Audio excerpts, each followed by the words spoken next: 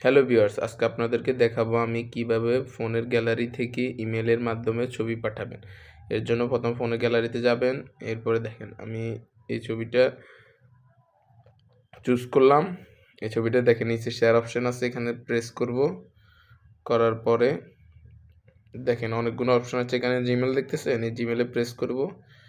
এরপরে দেখেন এরকম একটা ইন্টারফেস আসবে। এরপরে দেখেন টু এর জায়গায় আপনি যে জিমেলের মাধ্যমে ছবি পাঠাতে চাইতেছেন ওই জিমেলটা লিখবেন। যেমন দেখেন আমি একটা জিমেল লিখতেছি, এই জিমেলে আমি ছবিটা পাঠাবো। তাহলে এই জিমেলে ছবিটা লিখলাম।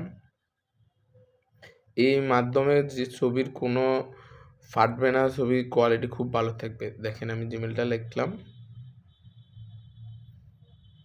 আমার জিমেলটা লেখা হয়ে গেছে।